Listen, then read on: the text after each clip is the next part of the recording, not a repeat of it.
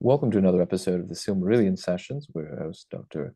Mikhail Thompson and Mr. William Lassiter, and we're continuing the conversation from last episode on the chapter 14 of the published Silmarillion of the Noldor in Beleriand.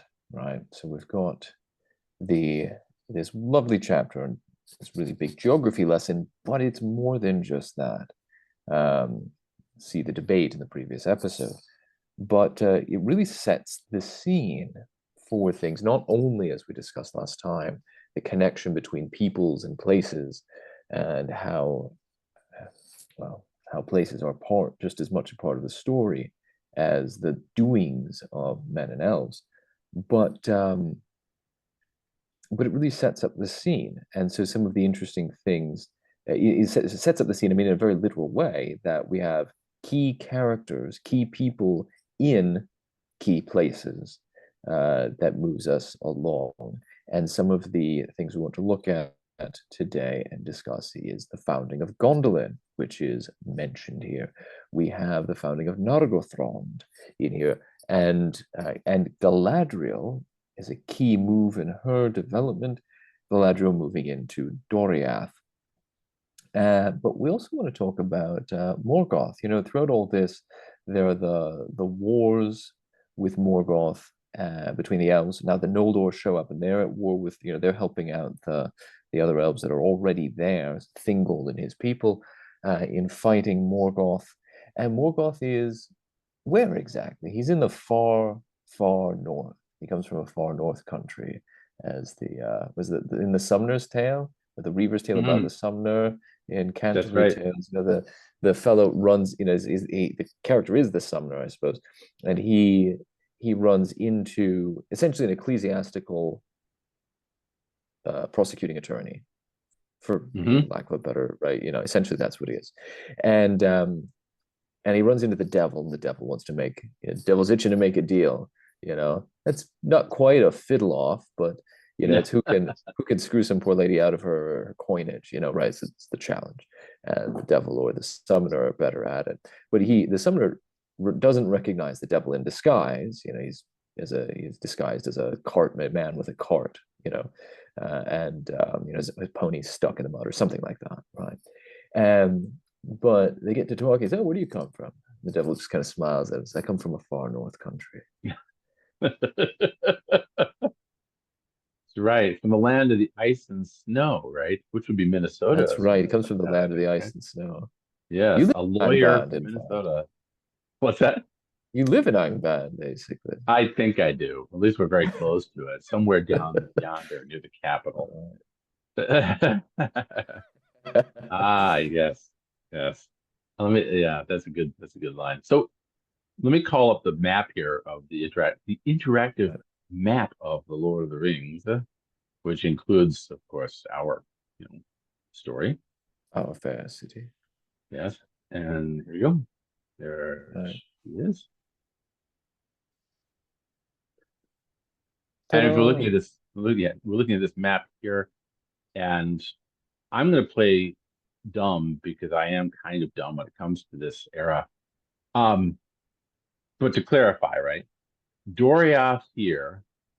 This is the whole area of Thingol and um, the girdle of Melian and all that, right? Where the elves that did not go over sea remained, right?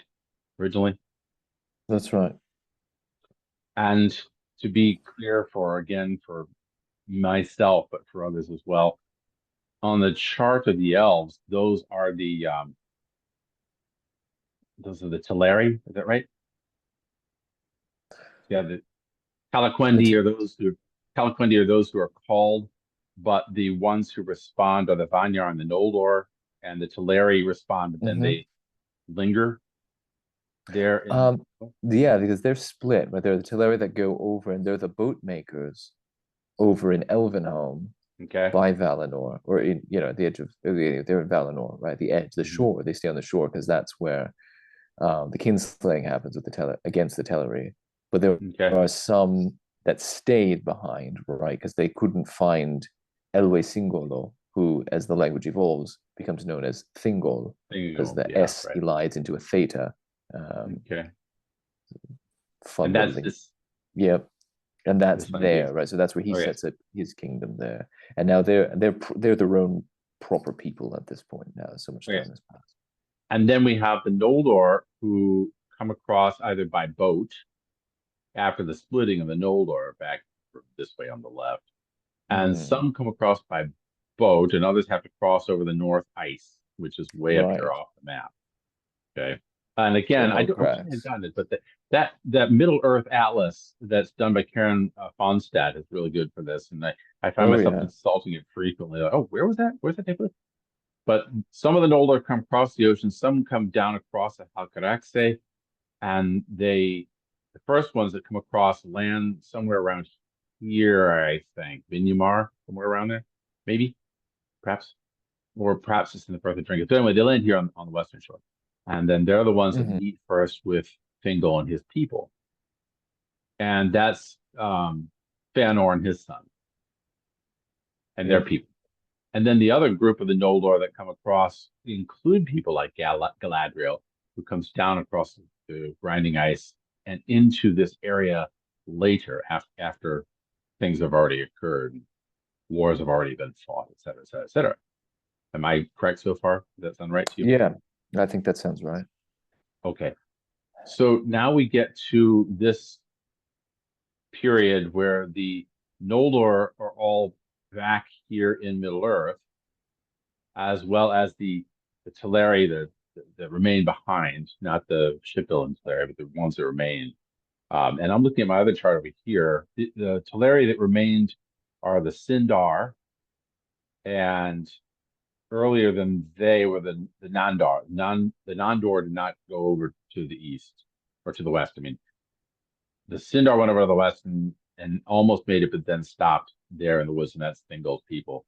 And so now the Noldor and the Sindar are in the same region. Am I sort of correct? Yeah. Yep. Yeah, I Okay. think that's right. Good. So this whole area, we've got them settled into different places. Okay. So now on the map, you see this is Gondolin here. We'll get to that in just a minute. Gondolin is a city that Turgon sets up, and he moves his people from here, Vinyamar, across to Gondolin to settle here in this hidden fortified territory of Gondolin. Mm-hmm. And they live in coordination, but not in immediate contact with Thingol's people here in Doria, including Galadriel. Right. Okay, so now on all this, where's Melkor? Where's Morgoth? All right. So he's Morgoth is off the edge of this map to the north. So Anfauglich and Ardgallen, whereas as far north as this goes, that's the Great Plains that lead up Mm. to the massive, massive towers mountains that rise up at the foot Ah, of the Ered Angri in the Iron Mountains. And Angband is deep underground there. Thangorodrim is the fortress at the entrance of Angband. And that's just north beyond Dorthonion and, well, Dorthonion Angfauglich on some maps that I've got here. So so you see really, Dorthonion. So yeah. Dorthonion is the Tower of Fuin there in the midst of the Oh, mountains right north there. of, yeah, right there. Yep. And then north of that is Anfauglith, which is sometimes known as Ardgallen, and that Mm. is essentially the front stoop of, Okay. of And Angband. this is like an open frozen plain. Yeah, so that's the open space. Okay. And yeah, So really, I need another map. really, we need another Just map. But you don't want to go up there, right? That's the regions of everlasting cold or beyond those mountains.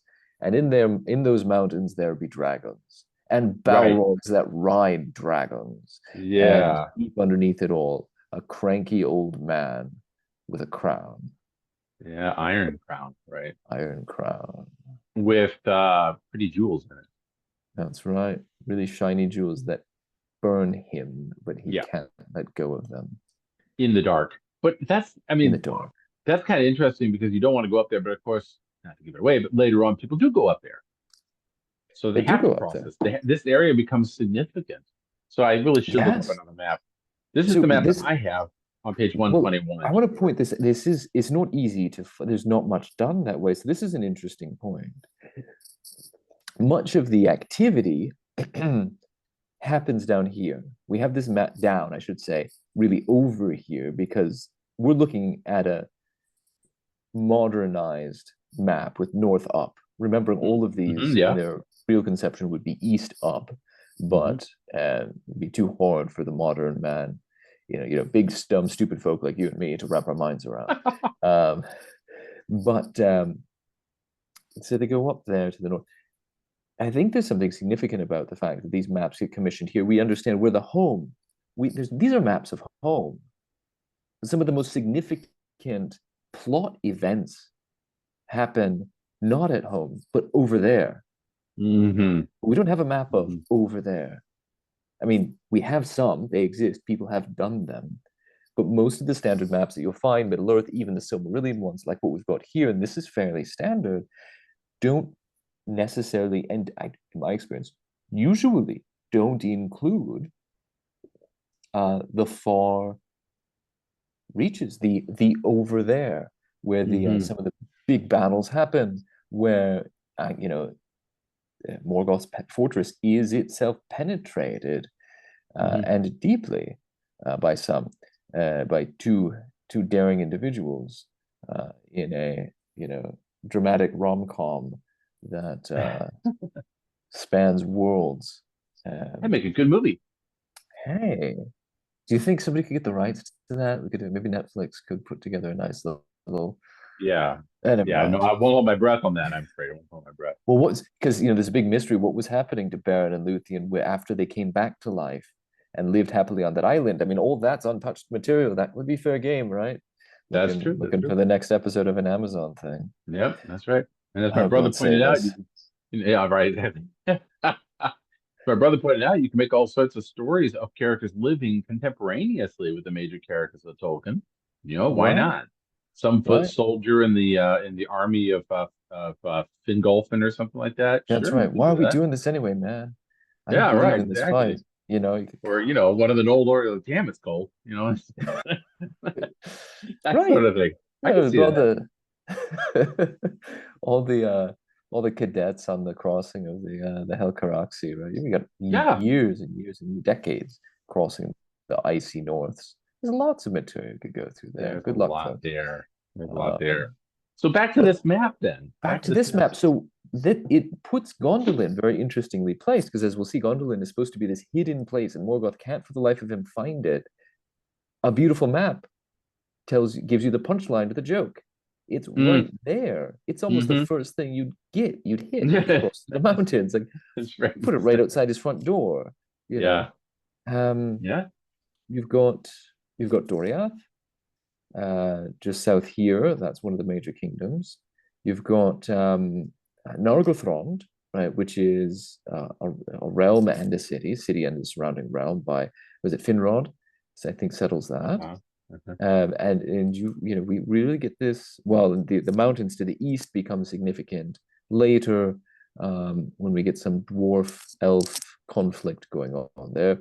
Mm, Um, but these place names, are mentioned and are mentioned that we would get again and again. We're running through as we're going back and forth through different places like Mithrim, Ethel Sirion, the Fen of Serech over in the hmm. northwest, north of Gondolin. You've, of course, got Hmm. Gondolin hidden in the mountains there. The Ered Gorgoroth, Doriath, a lot is going on here. And then obviously to the south, which is just off the screen with, on the map right now, we've got a Yeah. lot of activity that happens down there as well. So I made the claim, and I think it still holds water, that the map of the Third Age, the one that Hobbit and Lord of the Rings take place, that the map of the Third Age is essentially it's a dragon, that the mountains make up the shape of a dragon. And I think that there's a Mm-hmm. bit of credence to that. But Mm-hmm. so that map is, I think, a symbolic map for Tolkien. He's thinking in terms of what is it like to have dragons actually embedded in the earth itself. But this one, Mm-hmm. I don't quite know yet. Do you have any insight into what he's trying to get at with this at all, or does I it anything strike I you? don't know. Can we zoom out a little bit and see It's tough. Let's see what we've here. got? It zooms out, but it doesn't show anything. It just like moves Right, then things. you can't see, but we get a sense, which is in some ways actually better, because if you're looking at the symbolism, I don't know that that's really necessarily the case. Now, there's some couple of things I would say about that. One is, these maps, of course, were made later. Yes. All of these maps were made during Tolkien's lifetime.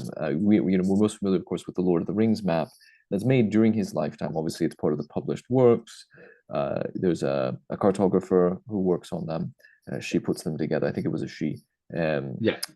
A woman put them together, and with his stamp of approval, he says, "Yeah, okay, that looks good. Correct this, move this around here." But yeah, and she's going off of indications in his personal notes and letters where he said, essentially the Shire, Hobbiton, is roughly supposed to be on latitude with Oxford, and famously Ithilien is about Ravenna, Italy, latitude, and then so you kind of maybe, okay, let's use that as scale, and then you go from there. Because this is something that's, and I don't know if this was done during his lifetime or not, Mm, the Silmarillion maps, actually, because, I think about the Silmarillion's published after his lifetime. right. It's published by his son Christopher, and all of this is done based on, again, indications that he gives, and just like many of the racconti, many of the accounts, tales in the Silmarillion, there are inconsistencies between different versions, right? As he works on different drafts, or if we were to stay within frame, there are different manuscript traditions about not only Galadriel and her relationships with different people, Right. how Yeah. she's related to Celeborn, Celebrimbor, all of that. I know we were discussing off screen about that over this past week, but also, what exactly happened with the kinslaying? What role was she there? How there Yeah. was she when she was doing this? That there's different manuscript traditions, and there's definitely an episode to be done, I think, eventually on Galadriel herself as a very Mm, mysterious character that Tolkien himself didn't understand. Let's remember that she appeared all of a sudden, suddenly, he says, in some episodes, and then in a couple other places, and he's trying to track down, how mm, she's connected and what she's doing, and he couldn't really work out her story because, mm. again, it's a common experience with authors. The characters are not entirely your own, but they really have their own history, and it becomes apparent in the writing. It sort of, it sort of manifests throughout Yeah. the process. And so what we have here is different manuscript traditions about exactly how far away certain things were from other things. You know, and Right. this is actually Right. this phenomenon is very real, and it's referenced in the Fellowship of the Ring when they're crossing Aragorn and Frodo, and Aragorn and the four hobbits, are making their way from Bree, and they get to Weathertop. How far is it from Weathertop to Rivendell? They say, because Frodo's just been fatally wounded. They've got to get there before he Hmm. dies or turns into a wraith. And and Aragorn said, well, there's not really any maps or agreed upon distances. There's no mile markers on the road from after the last inn, the Forsaken Inn, so the last thing at the very edge of the wild beyond Bree. Some people say it is so far, and other people say it is a little bit further or a little bit less far. It takes us, 2 weeks to get there. Some people say it takes 20 days. I find between 2 or 3 is probably about right, my experience. And so even in our regular travels, right now we run with GPSs and everything like that, but you measure it in minutes, right? It's here to there, minutes or hours. How long does it take to get from here to there? So many leagues. Remember, leagues are just, again, a measure of hours. How far can you go in an hour, or a day, right? How many days journeys? And those are fuzzy things that vary based on the length of your legs, Right. and different But does it? people find that, we don't necessarily all agree. Time doesn't necessarily flow the same for everyone. But the two pieces that come up there while you're mentioning that one is that the maps are a later addition. Tolkien made sketch maps, it seems, but nothing like what we're looking at here. Mm-hmm. But in the story itself, maps are themselves a relatively unique tool, a relatively unique technology. Seems Right. Bilbo loves maps, and he loves to go over them, as does I think Pippin. I think it's Pippin who does. But they Uh, love going over maps. Yeah. But he has maps. Bilbo has maps of all the pathways around his house. Sort of Hmm. like one of those national parks where they have all the different trail maps. Right. But he's unique in that they don't have that many characters that study maps or have maps. They don't have access to maps. They certainly don't have technology like GPS.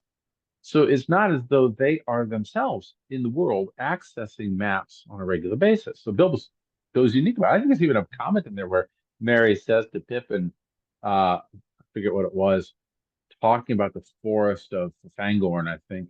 He says you should have studied more maps while you were, you know, Hmm. there in Rivendell, whatever it is. Um, Right. but it's interesting So I that did study him, and it just does stick in my head. yeah, that's right. Yeah, but it is interesting in that world how they don't really have any. They have a spatial sense, but their spatial Hmm. sense certainly is more what it's interior. They don't consult a map exteriorly. There's no writing, so to speak, because maps are akin to writing, just as so it's like the spoken word to writing and memory of spaces um, compared to writing things down. Oh, and I just saw one more thing. Gandalf himself doesn't access maps, which is That's interesting. interesting. It is very Yeah, interesting, isn't he it? even he and Aragorn both say things like, "The land has changed since I was here last," or in Moria, he says, "I don't remember this pathway from last time." He doesn't have a map of Moria. He's going by what? You know? Yeah, it's just simply memory, right? His memory. Yeah. And at the end of So it, follow your nose. that's exactly follow your nose, go down to the fresh air.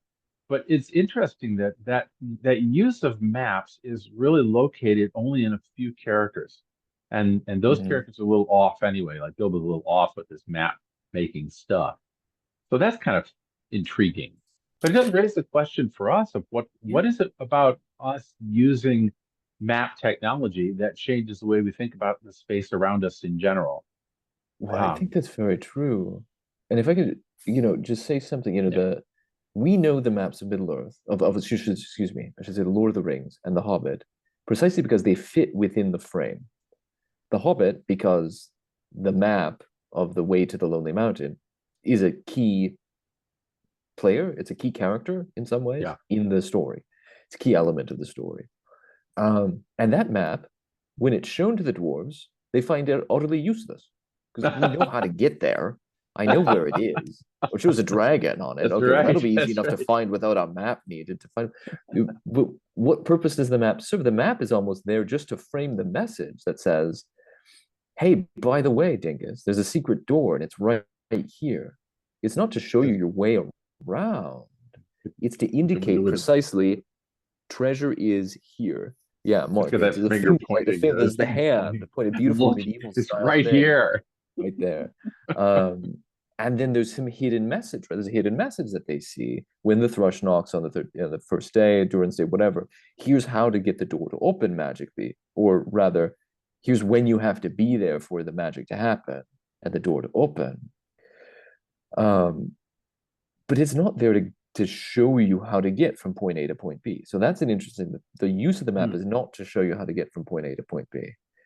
And I would argue that the maps that are included in the published series of the Lord of the Rings, those are there, put there by the final editor, which is in the frame, Mariadoc, essentially the compiler and archiver of these things that have been documented. And he creates adds this to the Red Book, right? This is the Red Book of the Shire. Right. He adds the maps to them so that people know where they are. And most importantly, of course, for the hobbits in the Shire, where the Shire fits in the broader scheme of history and all the happenings of the significant happenings of this age, this Yes. most recent age. Because otherwise, the Shire is completely invisible to everybody if they didn't have a map or whatever. They even talk And they about how don't have a Sauron sense of where himself. they don't have a sense of themselves. I mean, they have a Yeah. sense of themselves, but not how they're connected to others. And I'd say that is one of the secondary but important underlying themes is the placement of the Shire and hobbits in the minds of other people. When they talk with the Mm, Rohirrim, they discover that their languages are very akin. There's a very similar. Yeah. sundered kinship there. And as you said, Sauron himself seems not to Right. know what a hobbit? Yeah. Where are they? He had to go ask around. Yeah. And he finally when he finally discovers it, then he starts sending people there, and they start inquiring. That scene of the Mhm. Nazgul talking to the old gaffer, I think it is. Right. And he has to ask, is this where Baggins lives? Gaffer. That's Yeah, up until unnerving. yesterday, he's gone off to Buckenbury. You deal with Gone. Yeah. Well, my historical knowledge not being as strong as I would like it to be at 55, I still have some inklings of reality. And one of the things that occurs to me is that our own map making skills in the West really didn't take off until geez, about the early 1800s. It wasn't until people started mucking about with balloons that apparently we started getting really accurate maps. it. Right. Before that, you look at some of these older maps from the medieval and even the Renaissance period, and it's like, here's London, here's Rome, and there's some stuff in between. It's like really weird. You even have nautical map where you have the continents or the seaways with occasional things marked on them, but it's really highly inaccurate in terms of our modern conception of things. But In when they terms of, started sending, sorry, Mhm. You when go they ahead. I was started just, sending people up in balloons in the 1700s, really, that's when people started seeing from above where things were in relationship to each other, and they began making these maps. and why? I think it's interesting that you remark that the late 17, early 1800s, it corresponds also with various trends in visual art. Painting ostensibly is at that point the main thing. Music starts to fade into the background or take a really different direction. Um, Hmm. but painting becomes, this obsession with realism. I don't want to say it becomes more realistic as though it were not real before. They were Mm. aiming at something different. So we get this preoccupation with the details of things having a direct correspondence to what we see with the material thing we see with our eyes. Yeah, There's a yeah, shift in yeah. perspective to focus on the material visibility of a thing the material appearances of things. And I think Mm, just like for the painting, so also for the maps, we try to interesting. get something that we call more accurate and it's more accurate, therefore it's more useful. You could find your way with this map. Um, but I wonder if you really could, because it does not seem to Mm. be the historical use of maps. It's not to find your way. Well, yeah, I mean, finding your way would have been relying on your memory and relying on Mhm. local lore and that sort of thing, I suppose, and also follow your nose, And you or don't carry, relying because on you the don't carry a map stars. with you No, unless you're specifically looking for a lost treasure on an island somewhere. right. And it may be for just people like myself whose spatial sense is a little off, but you end up having certain ways of navigating around your own territory that don't require a map at all. So, like going down to the Right. grocery stores, like you go down here to the roundabout, and then you go through the park, and then you take a left at the dead horse, that kind of thing. That's how they used to describe things in the old Southwest. Take a left at the dead horse, and then you go down to the sheep farm, and you know.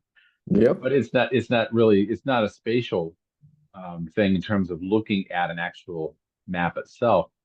And I do wonder about that. I wonder if you didn't have access to maps, or if you didn't think Mhm. about maps in general, would there be more a sense of surprise and maybe a sense of connection to the Earth itself rather than the Earth as sort of a facsimile of the really real, which is the map? Because like I you mentioned with the think with the so. paintings and with the artwork becomes more realistic, but after a while, we begin to confuse the two, strangely enough, and we think that the artwork is the real thing, and the world should mimic the artwork, which we're seeing a lot of that now Bingo. in terms like, furries and people thinking they could be in a video game in the real world, that kind of stuff. Hmm. So it may be that maybe the maps have a purpose, but are again yet another Faustian bargain, so to speak. Yeah, no, I think that, and I think it is. I mean, and you mentioned Faust. This is precisely the period when von Goethe is concerned about these things. And he does. He mentions. I don't know explicitly, but it would fit right in with the catalog of things that Hmm. Dr. Faustus, uh, you know, sees as he enters into this strange technocratic world, which is of Hmm. course the world we live in now. But von Goethe's writing at the time of the Napoleonic conquest. He's accompanying them. He's noting this stuff, and that is the period where we start to get these kinds of maps, Yeah, right. which primarily evolve for the purposes of advancing commerce, specifically to capitalize, and I mean that in all senses of the term, to capitalize on the new and nascent industrialism, and most especially to make warfare more efficient and Yeah, effective. yeah, yep, yep. And And so, case in point was in World War One was when the air pilots went up in the air and they used these maps to navigate around and could bomb the heck out of the opposition using their map technology. Right. right, because I'm flying overhead. Now this is relevant. If you're walking on the Mhm. ground, a bird's eye view is no good unless you're a Yeah. bird. Right. Um, Yes. For but artillery, I suppose. well, yeah, that's it. But I don't know. But even that though, because you use calculations and ballistics where you could look at, I mean, artillery really, advanced in amazing ways in the 15th, 16th century, and they're using the maps Hmm. that show, here's the map of the city, and it's at like an angle, you know, and so here it is, and then you've got this, and these things are too close together, other things are too far apart. But that was actually still useful because you Hmm. didn't rely on that to calculate your distances per se, but it orients you in a certain way. You've got your ballistics calculations, you can do things and work with what you see, you triangulate between different sources, I think, probably. Um, but yeah, we use maps differently. The maps are used for different purposes. And I think they do shape our, not only the way we think about the space around us, but they then shape our spatial awareness. Um, but just that changes the way that we think, period. Like you said, we expect now the world to conform to the map, which of course Jean Baudrillard, with his whole simulacrum simulation, the philosophical book of which people are vaguely familiar with it, probably from the Matrix or something. Right. But Baudrillardian thought, he starts with the idea of um, this legend, this fable that an emperor wanted a map, the most accurate map. Whoever wins, he creates the most accurate map can have half my kingdom or something, or whatever the setup is like that. And they end up going out and creating maps that are more and more detailed, more and more accurate to the expanse of the empire, to the point where you end up with a map, in order to be perfectly accurate, has to be millimeter by millimeter in the same size as the whole empire, right? So you can have Mm. zoom in well enough, and then you start to mistake the one for the other, and it's not clear which you are living in, Mm. the Hmm. Hmm. reality or the mere Yeah. simulacrum The of the it. facsimile becomes the reality. Exactly. Cartography and the world becomes basically charted out based upon a mathematical equation too, which is Mhm. intriguing. It's a thing you can Isn't carry this with you in your pocket. Yeah, you can carry the world in your pocket basically, and now you literally can with this computer thing because we have these Mhm. things flying overhead we call satellites, which nobody seems to think is a problem. So you brought up Fascinating. I something can earlier, I which is just riff on the satellite thing for a second? oh yeah, sure, I yeah, riff on the remember, satellite. I feel like, living, because I live out in the countryside now. We go out and I can look Yeah, up at the clouds in the skies. I mean, we can see the stars, and you have the stars. Nobody looks at the stars anymore. Getting to be old man, right? I Look at know, the right? stars. Kids I these days. hardly look at them anymore. But I look up there and it's like,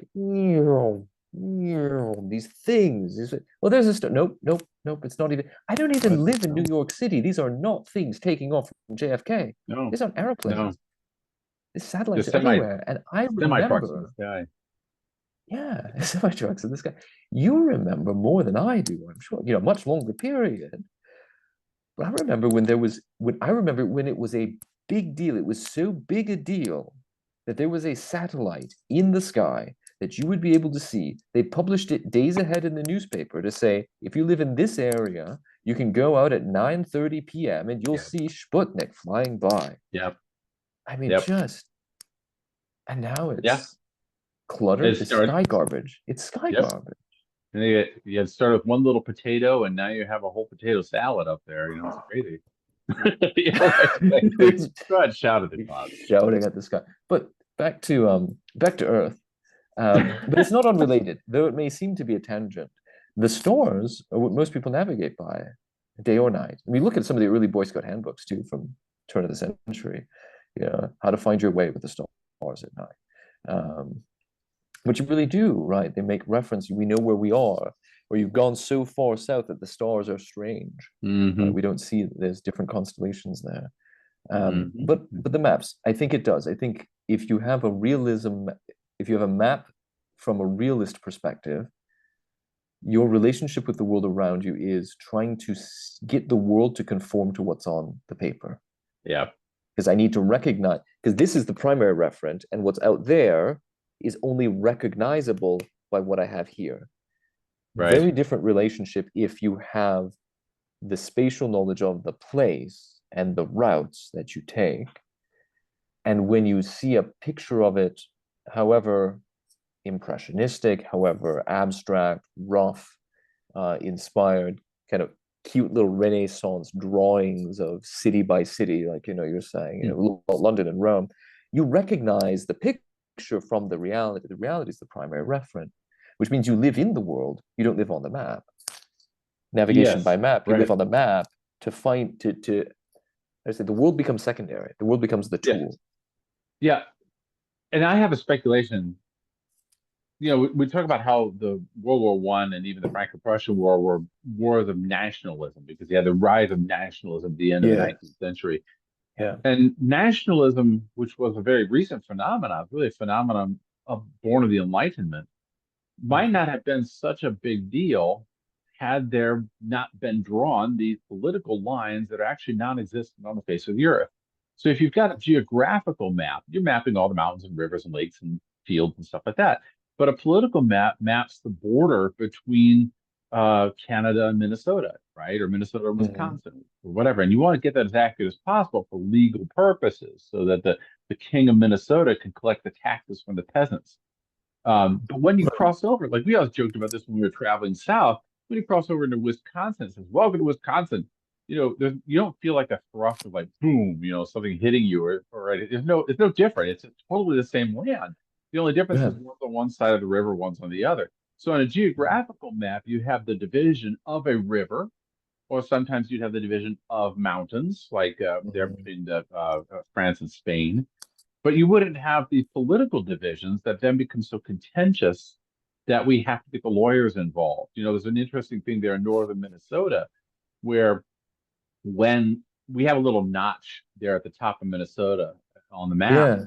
which butts into Canada. The reason for that is that, if I understand it right, when we concluded this little altercation between America and England, we were drawing out the border between their territory, Canada, and our territory, Minnesota.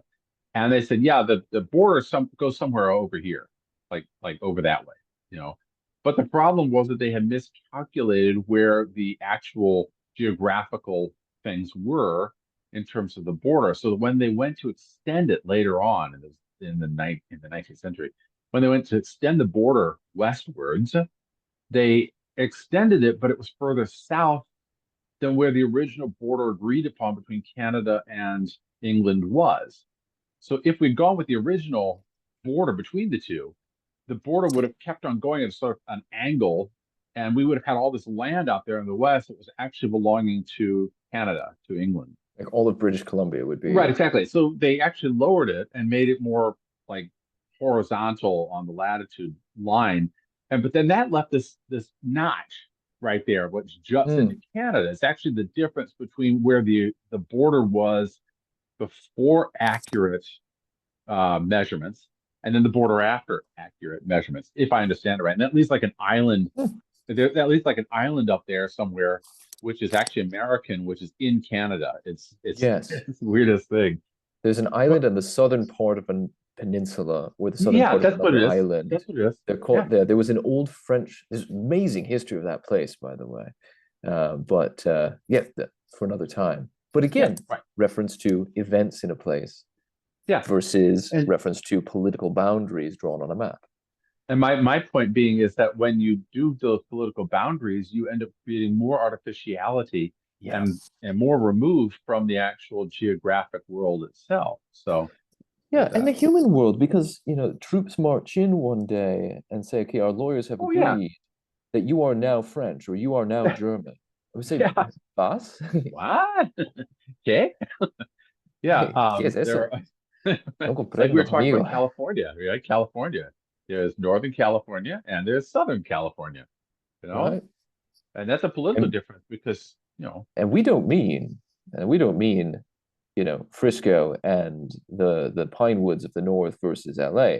LA is in Northern California. We're yeah, talking about your separated brethren down in Baja.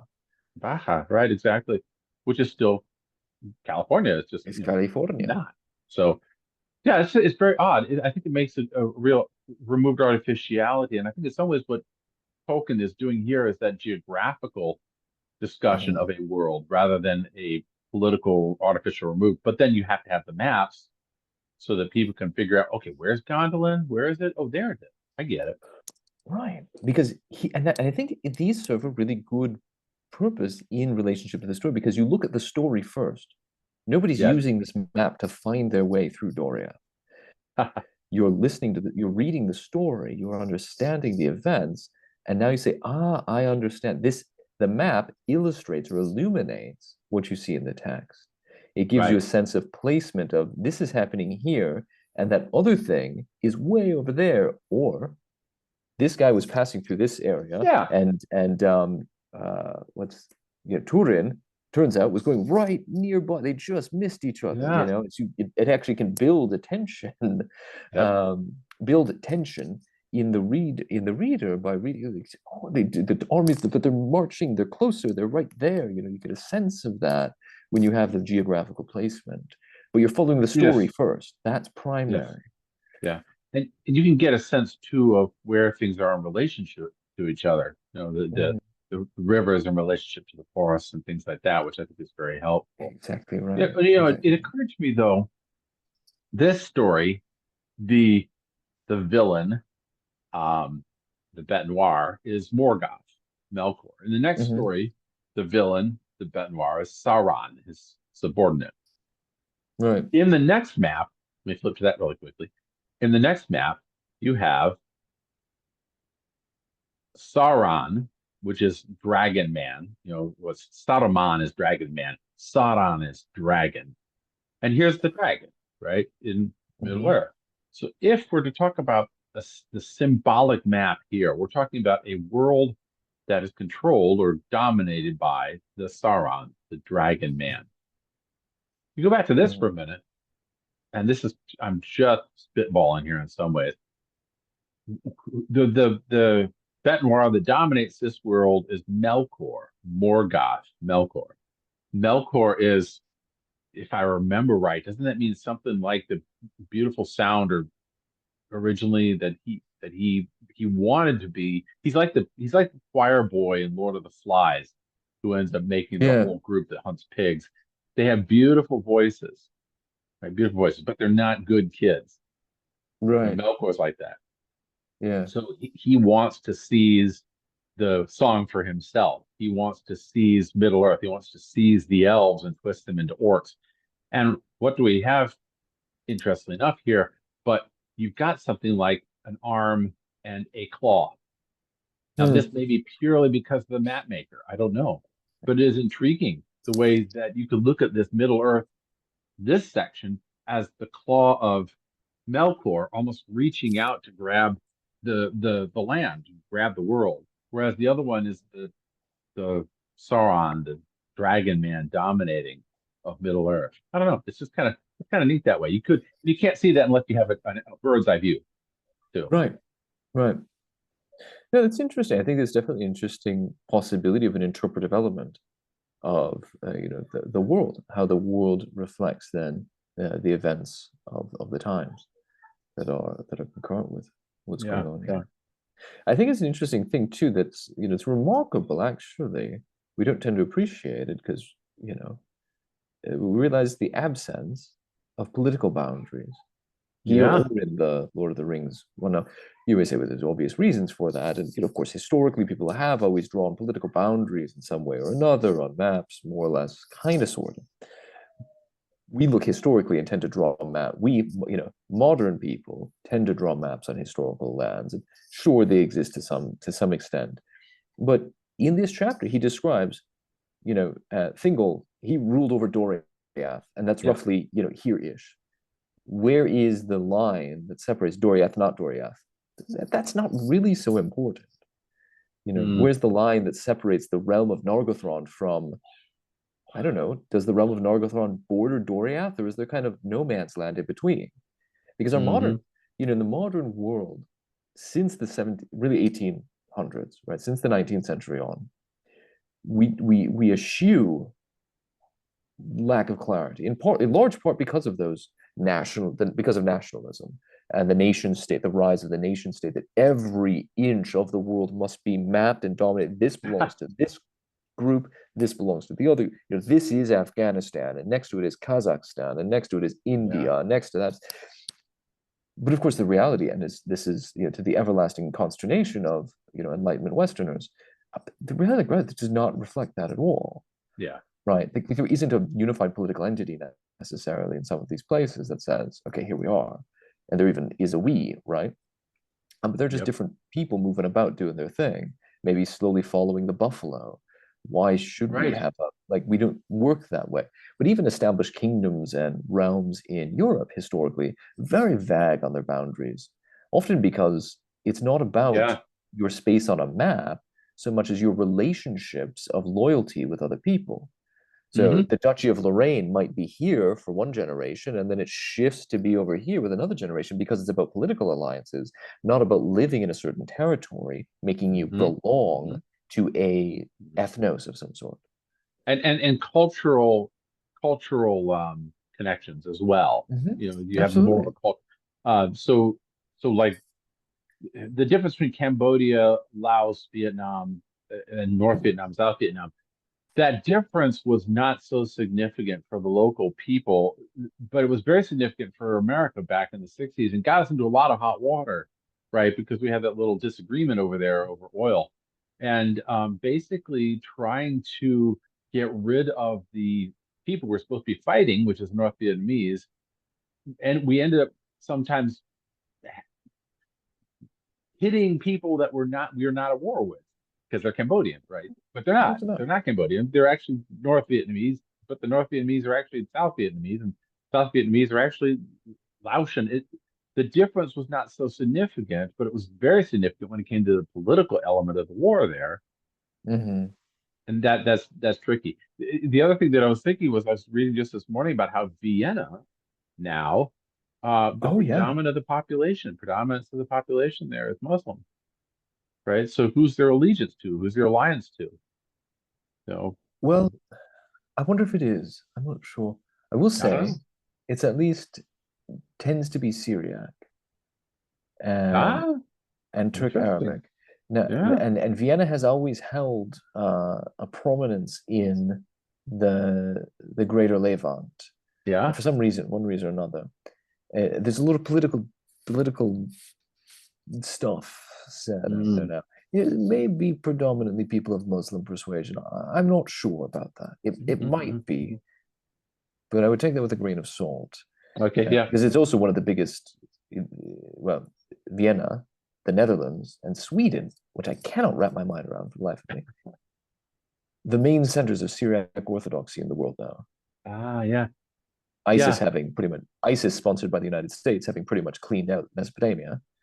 Mm, Um, yeah. a lot of them have relocated; those who survive have relocated to strange places like Sweden, but Vienna as Well, well. This is a major center of Syriac people, both Christian and Islamic, and other some of the what weird other small religion groups that we don't tend to know about that mhm. are out there.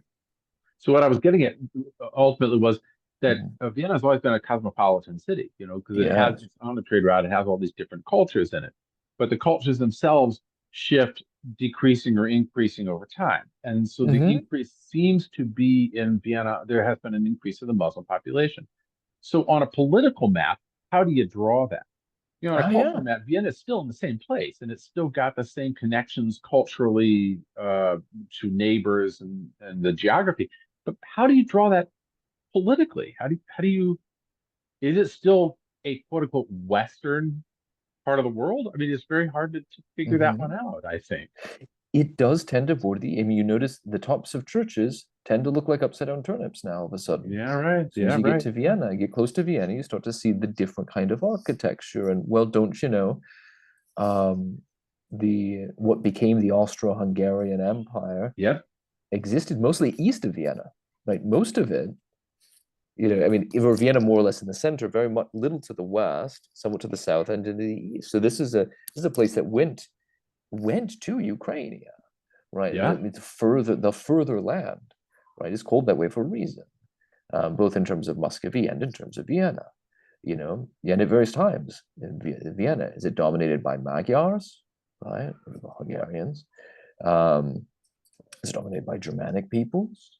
And even the Yeah. Germanic peoples there are not the same as the Germanic peoples in Gdansk or in Holstein or something up in Hmm. the northwest. Right? They're not the same. Like they speak a something like the same language, and we kind of generally they share a lot of general cultural things, which is why these nationalist wars were all going on. A German nation for the German people. Well, what does it mean to be German? And does that mean we all have to be part of the same political entity? Right. Because for Right. the last 1,500 years, we've been about 75 different political entities. Um, couldn't we have 325 more? Well, Um, you know, or each like, or cheese. the problems back in 1913, basically, when everybody was supposed to be speaking Germanic in the Austro-Hungarian Empire, and yet you had right there on the border, of course, people that have lived their entire lives connected far more to, the Bulgarian peoples or the Oh yeah, local absolutely. Hungarian or whatever it was, and Right. so I yeah, mean, and you've that got caused a Turks, little bit of a Serbs, fracas. The Turks, yep, right, yep. and So the Rus who live in the Carpathian Mountains. yeah, yeah, Right, and that's exactly the sparking point for World War I exactly, was yeah, the yeah. whole the greater Russian people, pan Slavic Empire notion. Well, guess what? Peoples, when you really look at it, and this is less obvious to us in once you get west of the Rhine River, or you get Middle Germany, westward. It's less obvious to us because we're so used to seeing France and England were pretty well established as entities, Yeah. after the Hundred Years' War. So after the 14th century, you Hmm. know where England is, you know where France is. But you get east of the Rhine, and it's not necessarily clear who's who. And It gets kind of once you dodgy. get into the eastern part of Germany onward, um, you don't have uniform ethnic groups sort of in a space. You get a patchwork of there are Germanic peoples here, here, here, here, here, here, here, and they're not necessarily like close to each other. And you've got Slavic peoples interspersed in here. There are Armenian communities, plop, plop, plop, plop, plop, in these places, Mm. and it's really a mosaic of Yes. different people So, spread far apart from their ethnic confreres, hmm, and, hmm. and part of different entities. And this is, of course, the big problem of Poland. And I think is a fascinating thing about visiting Poland is their whole history is, often between the king and the other Schlachter, the other nobles, is are we east facing or are we west facing?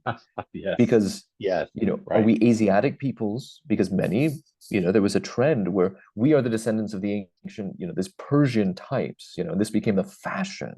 Fascinating thing, big curvy swords and turbans and flowing robes, because that's us, that's our ancestors, Hmm. um, and then there's and that's right alongside like this neoclassical Roman, like it's right out of something you'd see a Roman senator in the era of Cicero, Hmm. monument over this nobleman's tomb. He's got this Roman style tomb, neoclassical classical revival thing of the days of the Republic, and it's written in Latin script, block script on the marble, you know, and then like the guy had self portraits done during his life is this as this like exotic orientalist thing, because that's what it meant to be Polish, is this really strange melange of East and West. So, and that's amazing. And I remember seeing that all over places like Hungary. Yeah, Not confusion, it was a blurring, so to speak. it is. It But is. this is drawing this back to this, and the conversation we should have next is the conversation about the mingling of the elves, and then the Yes. conversations that Galadriel has with Melian, especially about what happened. Because I think Tolkien, in some ways, is reflecting that by the remembrances of the kinslaying and the settling there of Doriath and all these other different events. And they're not just elves as in a single hegemonious group. They are different peoples, and they're Right, they living in are. this same world and dealing with the same things, but they all have um, baggage. They all have baggage that they're bringing to this story, and Right. I think in some ways that what Tolkien is doing is he's kind of, and he does this in Lord of the Rings. I think he's kind of clearing away our own baggage that prevents us from seeing what the real struggle is, in order that we can have a clarity. What is really being fought here? Who's the real enemy here? It's not somebody in Mm-hmm. Doriath and Gondolin. It's a man from the far north, Mm-hmm. as you pointed out from Chaucer, right? Right. The fellow from the ice and snow. Right. Yeah. And I think that's excellent because the Noldor are Noldor, whether they're dwelling in the realm of Thingol or not. They don't need to get Doriathian citizenship and then become Sylvan Yes. elves or whatever. Like that's not how that works. Yeah, right. Right. And there's no reason for them to be haughty, even though they're called that in this chapter. We'll look at that next time, I think. But there's no reason for them to be haughty necessarily, because they're Mhm. just elves, like all the other elves. Right. They're just Yeah. humans, like all the other humans, so to speak. Right. Yeah. Right. But we should probably talk about that next time, I think. This has been a Yes. good conversation again to kind of tie up some of the ends. I always have more questions when it comes to maps. Anyway, I love maps. I'm like, I'm like Bilbo. map There's everything one for thing me. I did want to Yeah. bring closure to, and that's what we opened with. Why does Morgoth dwell in the far north? Mm-hmm. And I'll just share what I know, and that is way back in ancient, like in the ancient days, in the ancient times, before the before there was before. There's the idea that well, the devil comes from the north. Hmm. Now let's look at some elements of this. Remember, if east is up on your maps, kids, like it should be, good responsible people that you are, because the sun rises up and it goes down over the course of the day. Because that's what east means. The Orient means rising of the sun. It's an event, it's not a place. East is sunrise, and west means sunset, Right. as we discussed. North is to the left. North doesn't mean left. In some languages, it does, but um, it's just oriented that way. It is over here. Well, it's the left. It's the sinister side, right? So there's an element of okay, obviously that's where we're going to sort of mythologically place where evil comes from.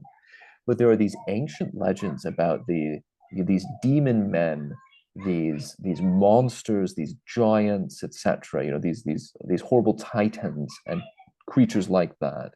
The man-eating Gog and Magog, monsters Mm. are locked away beyond these impenetrable steel gates far to the north.